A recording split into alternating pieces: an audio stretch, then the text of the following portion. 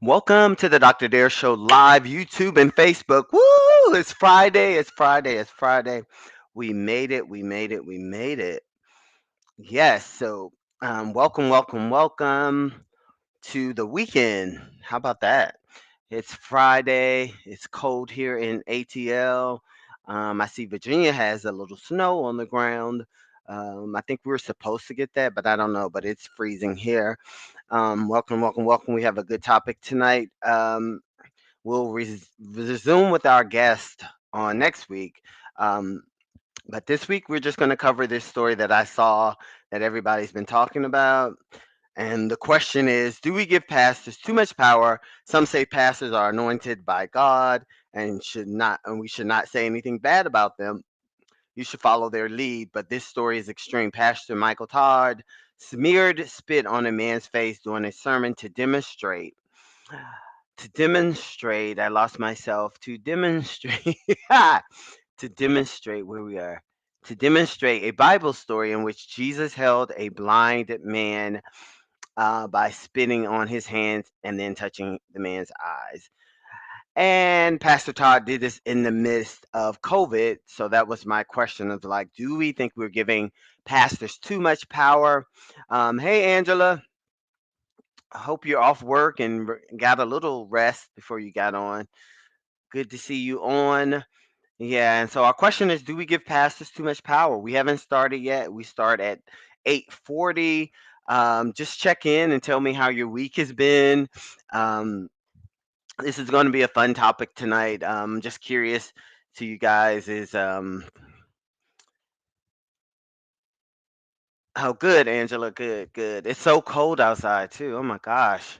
It's like miserably cold. I was in the training all day, and then I had to run home real quick, get dressed, and then get back out the house. But yes, welcome, welcome, welcome. When you come in, click share. This is the Dr. Dare Show live. We are talking about Pastor um, Michael Todd. He smeared spit in his hands and put it on his brother's face. Um, and then that made me ask, do we think pastors have too much power? We will get into that discussion in a second, but let everybody come in. Make sure once you come in, click like and share this video. Um, it's been a good week. It went by fast. I had a couple of things different this week. Like, it throws me off when I had to go get a dental cleaning, and then I had to go to a training today, so that kind of threw my week off. But we're here. It's Friday. It's Friday, man. Friday, Saturday.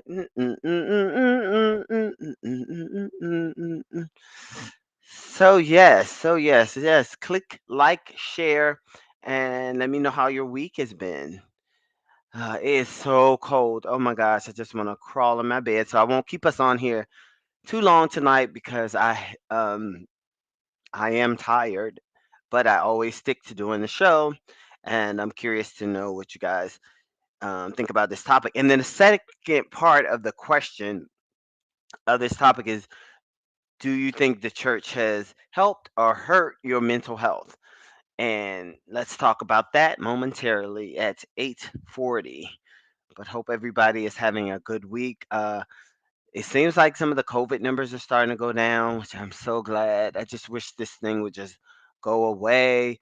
2020, we've lost a lot of people already. Sidney Portier, Betty White, um, I think Meatloaf. I think that's not his name, but and somebody else. Oh, Andre. Yeah. Let's see. So welcome, welcome, welcome, welcome, welcome, welcome. When you come in, click share. See how everybody's doing. How everybody's doing. New message. Oh, I'm missing messages. Uh, yes, yes, yes. So might be a quiet night tonight. It's cold. People are tired. I'm tired. So I won't keep you guys long. Um, yes. So hopefully our guest sequence will start back next week. So I just wanted to come on and do this topic really quickly. Like I said, I won't stay on long. Yes, yes, yes. So cold. Yeah. Hey, Tanisha, can y'all hear me? Then make sure. Yeah, I see my levels going up and down, so I'm sure.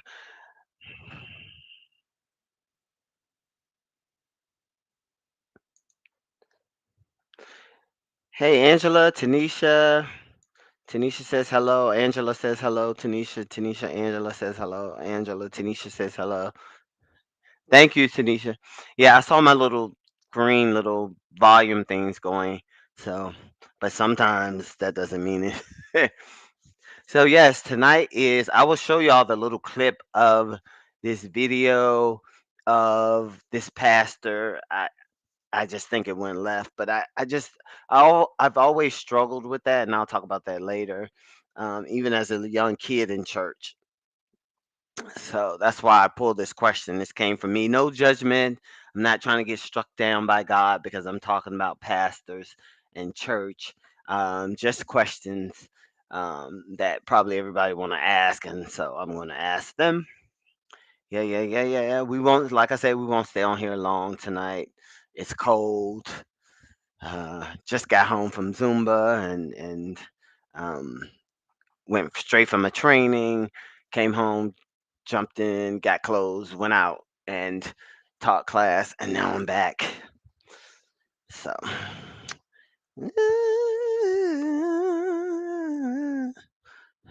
Tanisha, how was your week this week? Angela, how was your week? Welcome if you're just joining. We haven't started. We will start at 8:40. Once you come in, click share, share this video. We will be talking about Pastor Michael Todd. He smeared spit on a man's face during a demonstration, trying to show, I guess, how God. Um, Hold on, let me get back to my little thing. I think God did the same thing in the Bible, and so he was demonstrating that. Um, yeah. Good, good, Angela. I'm glad your week was productive, but not busy. Yeah. Tanisha, I'm glad it's Friday. I almost lost my cool yesterday at work. I saw that in the little chat. So, well, I'm glad you didn't go to jail or anything. Hey, Angela, I told Tanisha already. I'm doing a new music video in February. So if you want to join, let me know. Um, Welcome, welcome, welcome, everybody, to the Dr. Dare live um, on YouTube and Facebook. And we will be talking about pastors. Do we think we give them too much power? And I'm going to show the clip of Pastor Michael Todd spitting in his own hands and then wiping it on one of his members, which I think was his brother. Okay, Angela, I got you. February, I'm gonna get the date for sure, and then I'll tell everybody what it. I might get y'all ideas this time, and not me just creating the theme of the video. But yes, I have two new songs that I wrote and recorded already. And so yeah, I'm ready to do music videos for both of those. Just getting together with the videographer and getting that all straight. But it's in February sometime. Um, anyway, yeah. And the second question, a part of that is, do you think the church hurts your mental health or helps your mental health? Yeah, I'm sure it was crazy, Tanisha. I'm glad you didn't go to jail. Being dealing with people is very hard. Sometimes they come into the place with a bad temper already, or they something else is bothering them, and then they just take it out on everybody else. It's hard, but you're good. You do good with customer service. So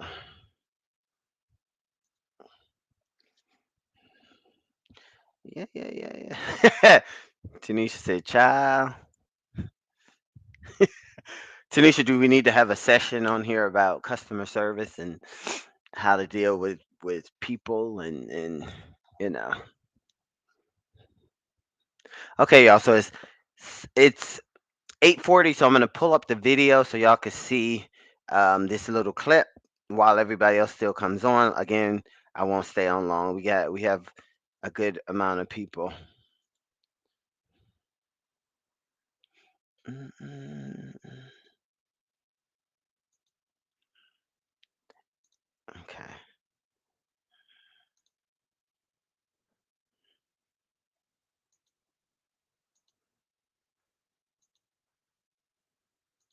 But you hit, Can y'all hear the video? and this is where most people, you don't see it clearly. I'm gonna Change start from it over. something and you don't see it clearly yet. But you hit,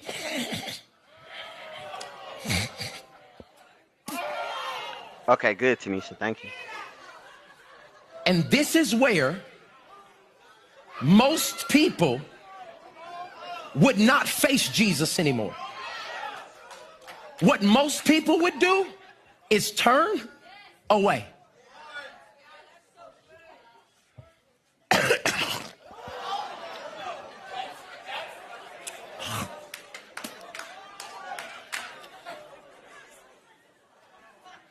What I'm telling you,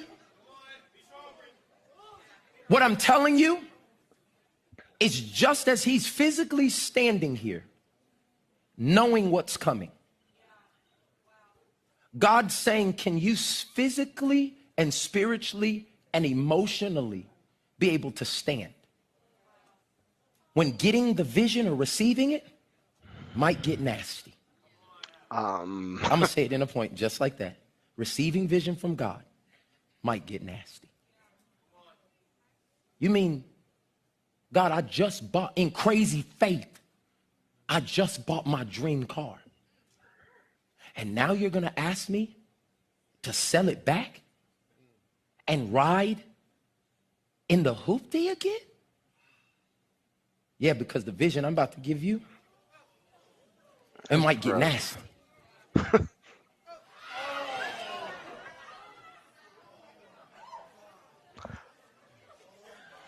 And do you hear and see the responses of the people? What I'm telling you is how you just reacted is how the people in your life will react when God is doing what it takes for the miracle. What are you saying?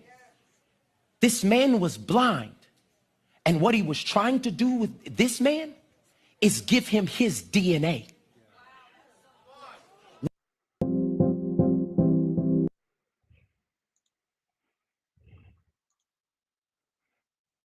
What do y'all think of that video? I I was trying to listen to the comments of the congregation to kind of see what they were saying, what they were yelling. They seemed like they were shocked at what was happening. Um, the man that he put the spit on is actually his brother, I believe. But what would make you stand there and allow that, knowing that there's COVID going on and all of that stuff? I don't know. So this is my spiel on this. I was thinking, Tanisha said, "I'm shooketh." It's gross, right? Especially with COVID going on. Um, you know, I when I was growing up, I always felt like we gave too much power to the pastor, like as if they were God and not a disciple of God. And Angela says this to me was not godly, a godly deed. I agree, Angela. And but I don't understand how like that guy just stood there and let him do that for one. You heard him like hawking up the phlegm, getting ready to put it on him. But I don't know. Growing up, I always felt that we gave too much power to the pastor. Not saying that we should disrespect him or anything, but I felt like people just would let things go by that weren't good. Um, Confusion was happening. And then I look at some of the cults and stuff. Yeah, that's disgusting, right? And I think it's his brother, and I think that's why. And it might have been a publicity stunt or whatever. But I just feel like church members, followers, they give those they give preachers too much power. I feel like we don't think, we just, I know they're God's anointed, and some of them are, you know, we're supposed to be respectful to them and everything like that. But hey, Karen, welcome, welcome, welcome. I'm gonna have to show the video again for you to see on YouTube. Yes, Angela, a pastor is human just like me. Right, that's my point, Angela. And I feel like some of the members just treat the pastor like he's the God, but I'm like, he makes mistakes. He's not always right. Yes, he delivers the word of God. Yes, I guess he's been chosen to be over a certain church or whatever, but you shouldn't just like stuff like this. I'm like, why would you stand there and let that happen? But but then I look at like all the cults and stuff where some of the people, like I think it was Jim Jones and all of them, just led those parishioners to kill themselves. It's like it's almost like a brainwash, and I think there is a thin line between a church and a cult, and that depends on the church. I feel like that. Hey, Karen, how's your week been? You know. So yeah, let's look at that. I'll show that again for the people that just joined. Again, like I'm not staying on here forever. So do you guys think that because I want to make sure I cover all the topics. Do you think church hurts your mental health? Bum, bum, bum, bum, bum, bum, bum. Make sure I cover all these topics because again, not staying on here that long. So do you think church has helped or hurt your mental health? That's the question that we're putting up here. And so I'm gonna go back to this video. Oh, mm,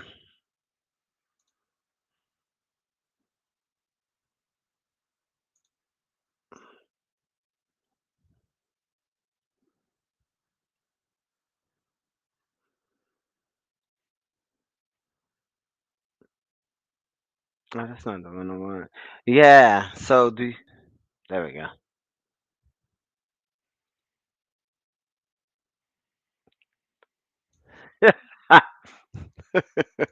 Sorry, y'all. Okay, here we go.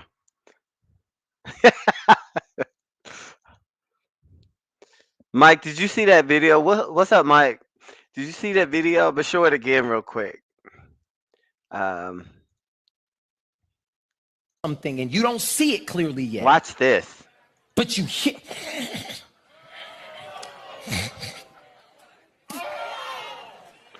And it's the church members yelling, ugh. And this is where most people would not face Jesus anymore. What most people would do is turn away. Yes, Angela, I agree with that. I'm gonna put that up because that's good.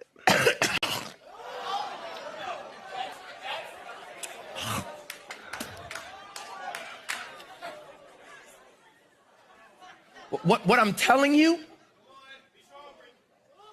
what I'm telling you I don't understand. is just as he's physically standing here, knowing what's coming.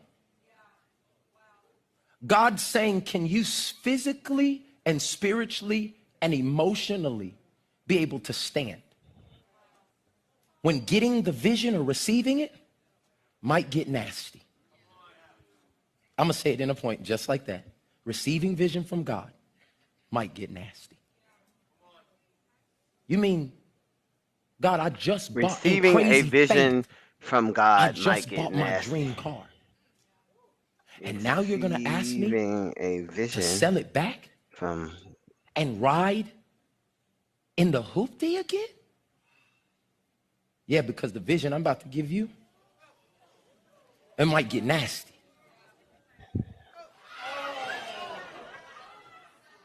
right, Angela. Angela's like, this is And not church. do you hear and see the responses of the people? What I'm telling you is how you just reacted is how the people in your life will react When God is doing what it takes for the miracle, what do you?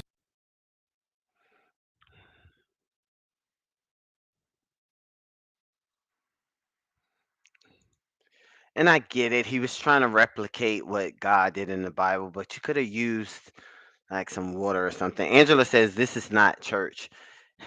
Mike,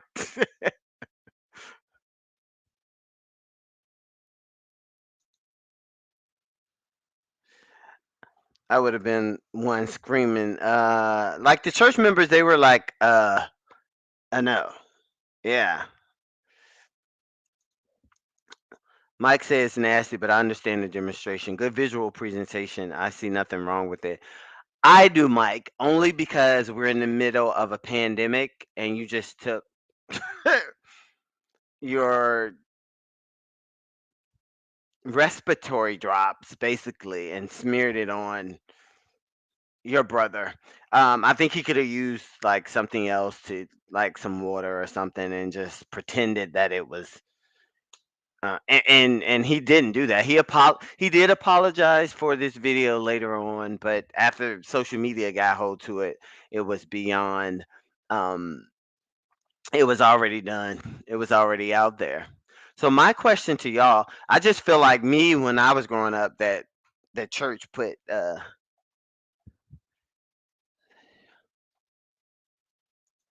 um I just think he shouldn't have used spit. I think he should have used Mike, I'm answering your question. I think he should have used something else. Um yeah, so I have two things. I think he should have used something else and I think he shouldn't have done that. Like put cuz that was his I think that was his biological brother, but still it's nasty. But yeah, that's the only thing I have. Like he shouldn't have, you know, used spit. What do y'all think? It's just my opinion.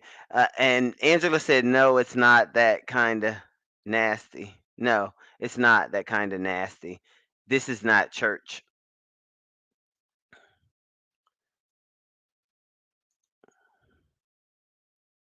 Oops. What was that?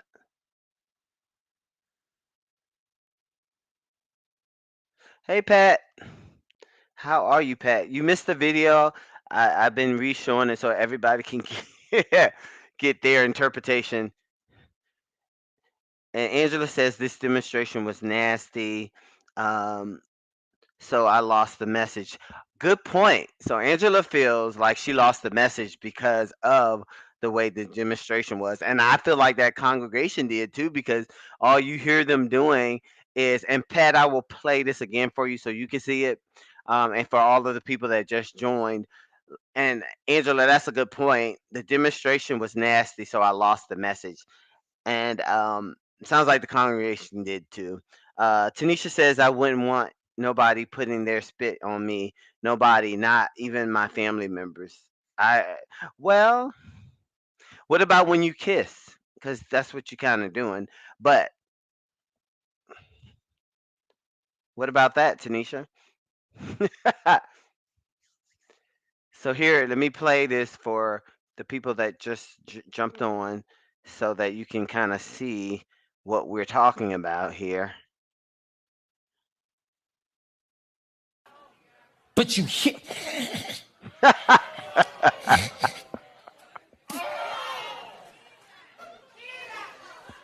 They're and yelling, this is where "Ooh," and "Yeah." most people would not face Jesus anymore. What most people would do is turn away.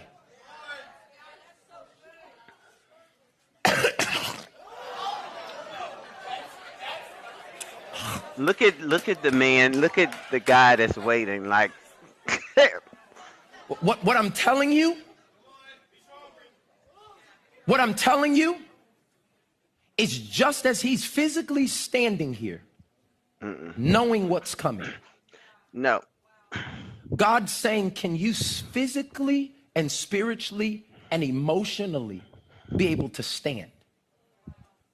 When getting the vision or receiving it might get nasty. I'm gonna say it in a point just like that. Receiving vision from God might get nasty. You mean, God, I just bought, in crazy faith, I just bought my dream car. And now you're going to ask me to sell it back and ride in the hoopty again? Right. Yeah, because the vision I'm about to give you, it might get nasty. Spit it in here.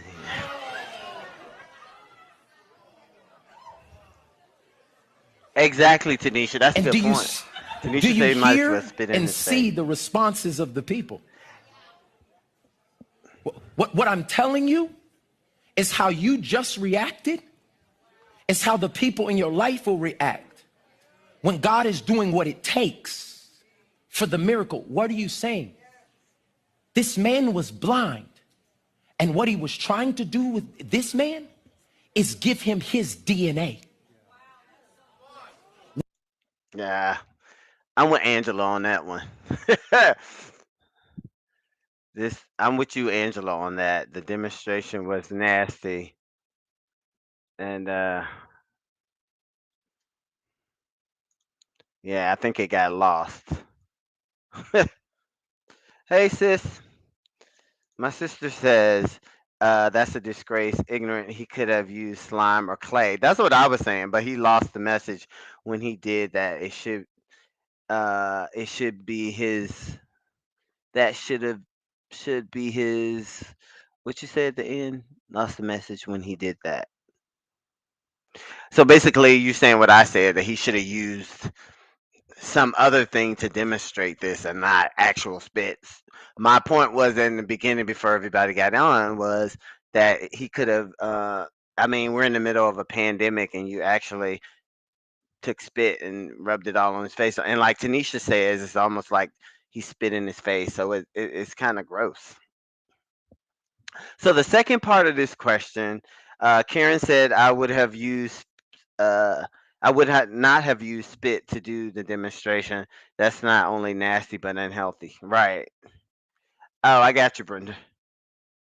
He did that. It should his prayer. Yeah. Yeah, it's gross. So the second part of this question, because like I said, y'all, I'm not gonna stay on here long. Is do you think the church has helped or hurt your mental health? Do you think the church has helped or help? And Pat says nasty practice. Yeah. So everybody's in agreement. Like this is kind of gross. Karen says I would not have used spit to the demonstration. That's not only nasty but unhealthy. It's like Brenda says, Angela says that the message was lost with this demonstration. So whatever he was trying to get across, even the congregation, you hear them kind of yelling like, "What are you doing?" So the next part of this question, did I just do it? Yeah. What do y'all think about this? Do you think the church has helped or hurt your mental health? I'm curious of what y'all have to say on this.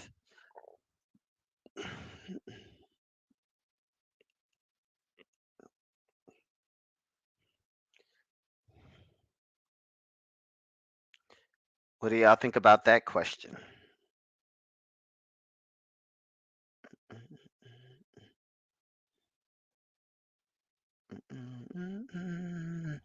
Yeah.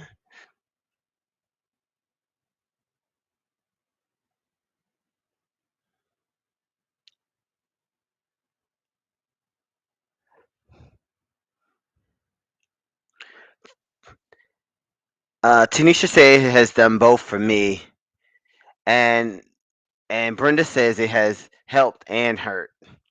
Yeah, why y'all give me examples, cuz so that we can help churches if they're listening how to we like the help part, but how did it hurt? Cuz I agree both. I agree with both of y'all.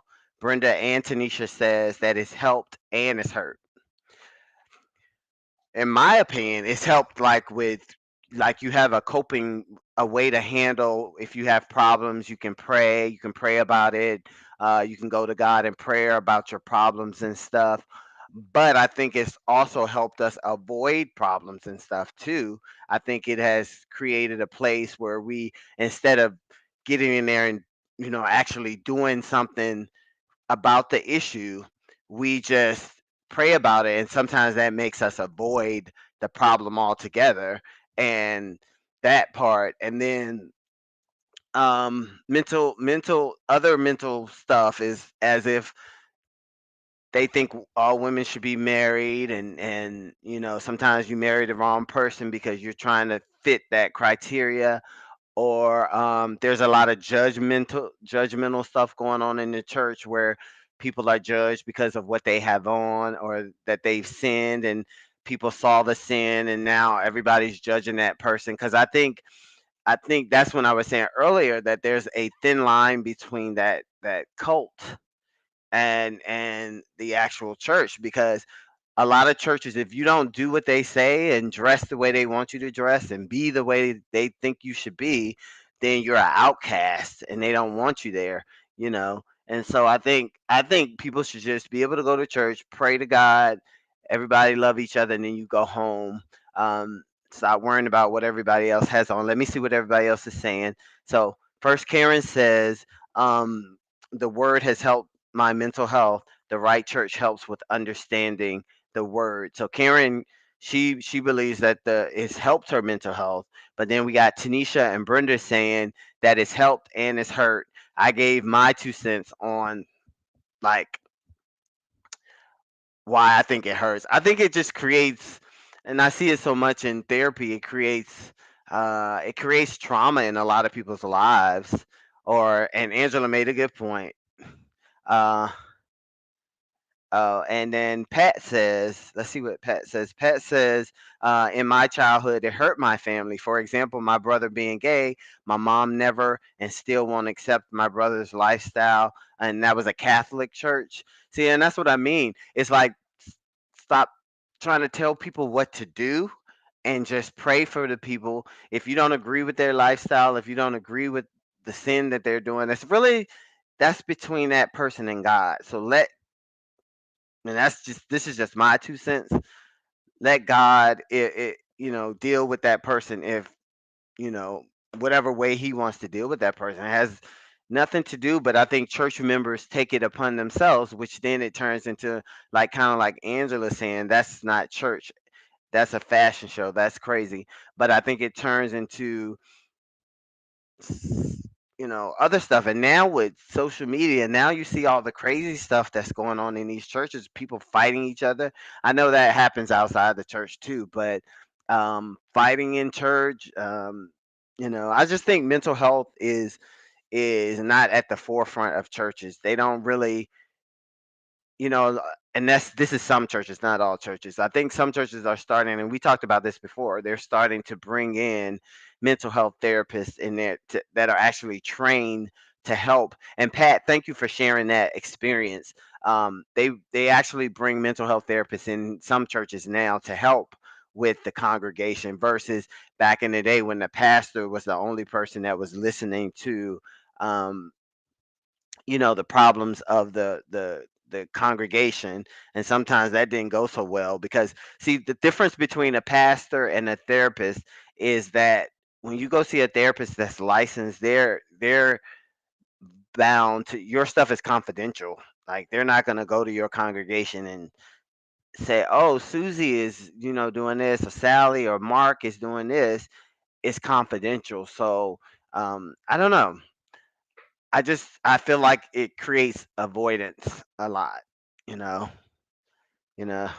Yes, Pat. Thank you for sharing. Tanisha says, it has helped me with believing in something greater than with my eyes can see. Right. And Lord, if you're listening, we are not bashing the church, because a lot of it is not the church, it's actually the congregation members, the members of the church. Um, because God is love and He loves everybody. And He, if you have sins, you go to Him to ask for forgiveness. But I think church people just, you know, you know, it's hard. So yeah, it helps. I agree with everybody. It helps and it hurts.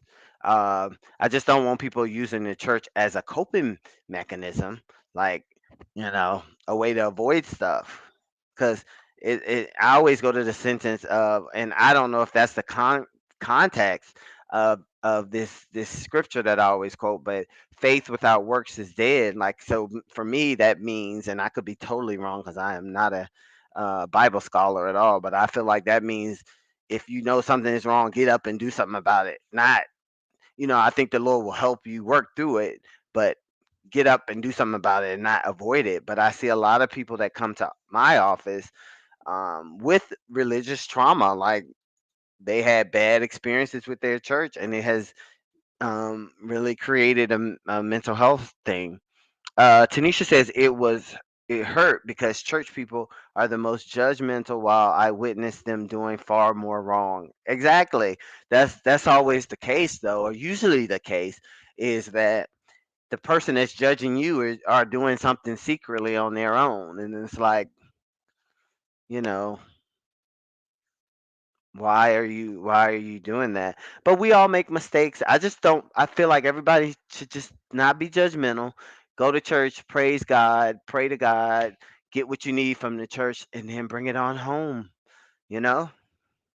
And Karen says, well said, Tanisha. Angela says, I believe in my higher power. Stay off the people, and stay with your higher power. I agree, Angela, and that's what I was kind of saying is focus on God and your higher being, and not focus on the people because the people will have you leaving church because they are so judgmental. And I think a lot of churches are catching on to that, and it's like stop being so hard on, because I don't think the statement is God is love. Okay. And so let's see. And Angela says, yes, I'm a recovering Catholic. And Angela, thank you for sharing that. You know, that's why a lot of people, and I talk about this before, a lot of people are going from being religious to being spiritual because religion is so full of all these rules of you can't do this, you can't do that. But then you know what that does too to people's mental health? They are always trying to be that perfect person, and none of us are perfect. Like you walk around because they tell you can't do this, you can't do that, you can't wear this color hair, you can't wear earrings, you can't wear paint. I mean, makeup. You can't wear this. You can't. Uh, and then you're trying to be perfect because they have all these rules that you got to be this, and to me that starts messing with your mental health, um, and you don't know what you're being fake. You're not being your authentic self when you're trying to keep up with all those rules. This is just my opinion. Doesn't mean that it's right, doesn't mean that it's true. It's just the way I see things. That's hard. That's a hard life. If you're already always you go to church every Sunday, you go to church every Tuesday, Wednesday, Thursday, Friday, Saturday, or whatever, and all you getting taught is don't do this, don't do that, don't do this, don't do that, don't do this. And so then you're trying to be all of these things, but then you lose yourself. And I feel like that starts to impact your mental health. And not all churches, I'm not generalizing, and not all churches are like this. Some churches, I'm not generalizing. So if somebody's watching this video later, don't cuss me out or anything like that. But it's not all churches. But I feel like trying to be perfect like that is going to start to impact your mental health because none of us are perfect. None of us are going to make the right decisions all the time. None of us are going to do the right thing. None of us are going to, not all the time. We're going to make mistakes. We are human. Sometimes we think we're doing good and we're not. And so it's just, I don't know. That's my soapbox. What do y'all feel out there? Uh, right, Tanisha. They say that, but they don't mean. Tanisha says they say come as you are, but they still judge you. Right. They focus on them clothes. Don't come in there with no high skirt or heels or makeup or anything like that, because I don't know what you will receive. You know. And so hopefully churches are kind of pulling back from that. What is this thing up?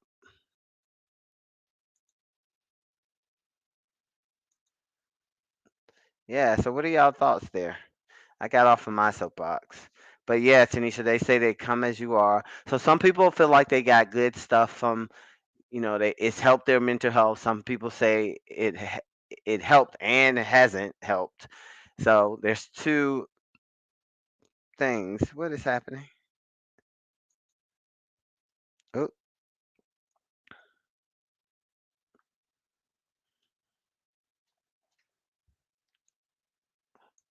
oh, there we go. I thought I lost y'all. Y'all still there? Yeah. Okay. So yeah, I'm off my soapbox. Anything else? Like I said, I'm not gonna keep y'all tonight too late. Um, I just wanted to come in and talk about that video. I think that was disturbing. I think it's been all over the news and all of that stuff. But yeah, and Brenda says it hurts when life situation arises. Leaders, they are the ones that help in covering issues instead of dealing with the situation. This is what shows weakness. This is what shows weakness. Oops. Let me put that up so I can read it closer. It hurts when life situations arise. As leaders, they are the ones that help in covering issues instead of dealing with the situation. This is what shows weakness and not resolving. This causes mental sickness to grow in churches. Yes, and that's what I mean. The situations aren't being handled properly because the ministers aren't trained therapists. They don't know, because mental health therapists don't tell people what to do. First of all we do is offer a different perspective, like how to look at things. Like, everything is not a cut and dry. It's not, you know if you do this, then this is going to happen. But I just see a lot of people in church, they get told all these rules all the time, and then, trying to stick to that's hard. And so let's see what everybody's saying. Angela says, I'm not a part of a church. I just go to church. That's what I do, Angela, too. I went to one church for like 2 years and never joined. And it was better that way because I felt like if I became a member, then my good experience that I was having at this church would probably change to negative. So I would just go every Sunday. Um, Pat says, I'm not a part of a church either. Um, and Karen says, I experienced a church where the pastor called out pregnant teens. I left church for a long time after witnessing that. I was only a teenager and didn't understand it. I just knew. I've experienced that too. See, that's not that impacts mental health. And these are the people that come to me and do therapy every week. They have trauma from church, just like that, Karen. Thank you for sharing that experience. But they have trauma like that, and then it impacts the rest of their life as they become an adult. And then it's almost like church people don't know how to live, because you don't have to sin just because you're wearing pants or you're wearing makeup, or if you get pregnant as a teenager. Um, Forgive yourself, move on, and try and work through it. It's just, I don't know. I don't know. Hopefully some churches are working on being more understanding and not punishing people when they make mistakes. We're human. Human, human, human. Uh Pat says, I look at the church services on TV. Yeah, I think a lot of people does that now, Pat, cuz it's like, they don't want to deal with the church people, the church members. And I'm not here bashing churches. I just feel like it impacts the mental health. Like some of y'all said, when situations arise in the church, they're not handled properly. This is a prime example that Karen put up. Um, and then everybody's so judgmental about what you're wearing, and then it impacts your mental health because nobody can be perfect. That's when people get married to people, and then all of a sudden this person is a totally different person because they've been trying to follow these rules, and then they turn into somebody fake, and they're then you done marry somebody you don't know who they are, because all these, you can't do this, don't do this, don't live here, don't be with this group of people, don't do. But then when life really happens and you're out there on your own and you've been sheltered by church all these years, you don't know how to function in the real world. And so you're just, it's just, it can get yucky. What are your thoughts? I'm gonna be quiet because I've just been on my soapbox. This is an interesting topic. I just want churches to be there to love people. You go there, you pray to God, you pray to your higher being, and you ask for forgiveness for your own sins, and everybody leave everybody alone as far as what's going on in their lives, and go home. You need help. You know, hopefully, you know churches will get programs where they actually bring in professional therapists in who are bound to confidentiality and keep your stuff to themselves, and not you come to church one Sunday and they're preaching about it on the yeah, they're preaching about your problems that you told them in confidence. So yeah, it's a lot. What do y'all got out there? This is a good topic. It can go on and on and on and on. But again, I am not holding everybody up tonight. So, anybody else have anything else before we say goodnight on this Friday so I can give you your Friday evening bag? Um, but it was a great topic, and thank y'all for joining. Angela says, well, I'll wait. Y'all still talking? I will keep going. Angela says, it's always been drama in church. The pastor is not my therapist. Yes, that is not a good idea. If that pastor hasn't been trained in school, and, because you don't know what to do, you could tell there's certain things you don't tell people. You don't tell people what to do, first of all. You don't give advice, and because you tell them what to do, when you tell them what to do, you don't know what's going to happen. You don't know if that's the right thing to do. Like, you tell somebody to go marry somebody because they're living together, and then they go live to they you tell somebody to get married, they get married, and then the husband kills the wife. Then you're responsible. You've told them to go get married, then that's on you. And that's why therapists do not give advice. That is not what a therapist does. So, churches, some churches are incorporating professional therapists in their organizations, and I hopefully that all churches will start to take on that model of having a professional therapist. I just think it's dangerous to give therapeutic advice from somebody who's not trained. What are your thoughts on that? I see a lot of people have joined again. We are just asking the question. And let me pull it back up. Um, for the people who just joined, if you want to join in the discussion, and there's no right or wrong answer. Your opinion is your opinion. We're not bashing anybody. The question is, um, do you think church has helped or hurt your mental health? And a lot of people say it's helped and hurt. Um, let's see. Brenda says, where we at? Brenda says they should just teach a balanced life, no partial. Right. Teach God's love, grace and mercy, truth, love, live, laugh, and happiness.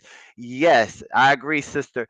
And they should teach you how to date, how to meet somebody, how to, when stuff happens in life, how to handle, like, life skills, like stuff. Because I feel like Christians, if you were raised in the church, you get out, you go into the real world, you don't know how to function, and I see that a lot. And so, yes, Brenda, that's a good, that's what I believe a church should be. They should teach a balanced life, no partiality, teach God's love, grace, mercy, truth, love, live life, laugh, and happiness. Right. I agree with that. And so let's see where we at. So Tanisha says, um, I just take all the good I've learned from church and apply those lessons to my life. Exactly. And all the bad is never forgotten in my mind, but I leave it alone. Yeah, because it'll mess with your mental health. It will it will mess with your mental health because no one is perfect. You trying to abide by these rules, you know, it's just too much. And that's why, a lot of people don't stay married. A lot of people don't know how to date. A lot of people, don't know how to communicate with other people, don't know how, because I know one thing we were taught in our church is you don't associate with people of the world. But what happens when you go out in the world? Then you don't know how. Then you don't know how to socialize with them because you've been told to stay away from them, and then they think you're high and mighty or stuck up or something like that. So Karen says, "I agree, Brenda. I will say my church teaches life skills, and I volunteer for the education ministry, and that's good, Karen. And that's why I'm saying for some churches are doing this stuff. So all churches are not still stuck in the stone age or still being judgmental and making people feel bad about themselves and making people feel bad about making mistakes. They're coming to the point where, hey, let's, if instead of judging them and making people feel bad, let's teach them life skills. Let's teach them how to go on the first date, how to um, talk to their future husband or future wife, how to um, you know, uh, clean a house, how to communicate, have a better communication with people when you run into them. Those are the type of skills that I feel like, church, and it's not teaching them to go out. I'm not saying go out and hang with people that's going to get you in trouble, and that's a no. The world teaches us that though, not like you shouldn't be hanging with people that are doing drugs or going to get you in some kind of trouble. The world teaches us that stuff, and so I feel like you know church should too. But that's my 2 cents. And Karen says, great advice, Tanisha, and that is to take the good and then leave the rest alone. I think that's a good advice. And Karen says, in my teenage years, the members bought the pastor a BMW. We all lived in public housing. Our church was in the ghetto, but they bought the pastor a BMW. Made no sense. See, Karen, that's back to the original topic. Is I'm like, I think we do, and I know if the pastor bought it for himself, that's fine. But I've seen it where people were poor in the church, barely able to pay their own bills and all of that type of stuff. But then the pastor is, you know, like driving a BMW, you know. And if you earn it, if you have a church ministry and you giving back to the community and you're putting food pantries out there and you're feeding the homeless and you do deserve that if that's your ministry and your people are out there and you're making sure that your members are okay. And that's another, I'm glad you brought this up, Karen, too. That's another lesson that needs to be taught. Financial literacy, how to save money, how to, because a lot of people don't, I mean, I wouldn't say I was taught how to save money. I just did the best I could. As I got older, I realized how to, save money. But, those kinds of skills need to be taught in church because then it will help people live a more healthier, balanced, like you were saying, Brenda, a balanced life. Um, learning how to do things for themselves and be in good predicaments because a lot of people don't. And so like back in the day in my dissertation, the black church used to be the place where you went to. It was a refuge. They, provided food and shelter from and when slavery was going on, that was where you went to be safe. And I think we've lost that mentality as what church is now more of a business. And you got to wear these certain clothes or make this amount of money or be this status or you're not even accepted.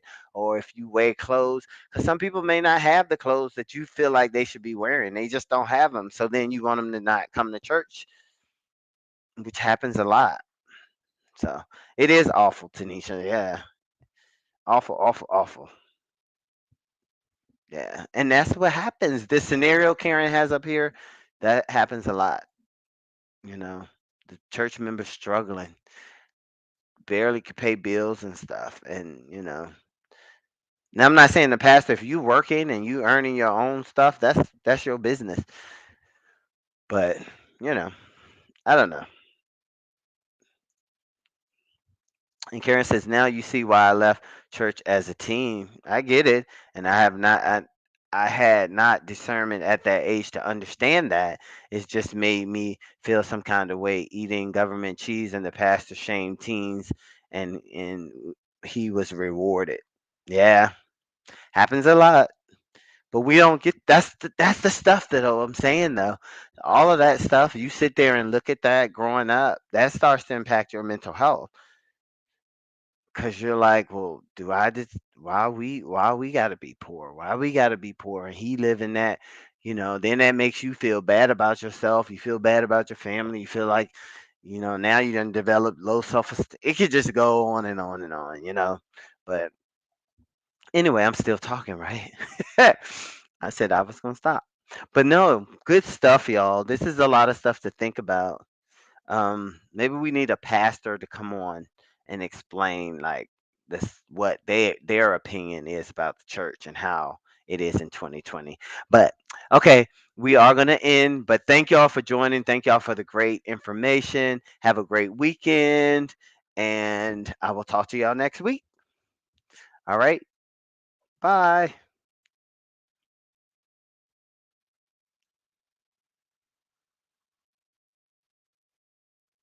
And Tanisha says an honors pastor. Yeah. Good night, y'all. Good night. Brenda says yes, Tanisha. Perfect members. Uh, y'all are still going. Yeah, perfect members. Judgment and saints, holy than thou of the people. Stay away from them. They they are the herders. Yep, that is true. All right, y'all. Not a Catholic pastor.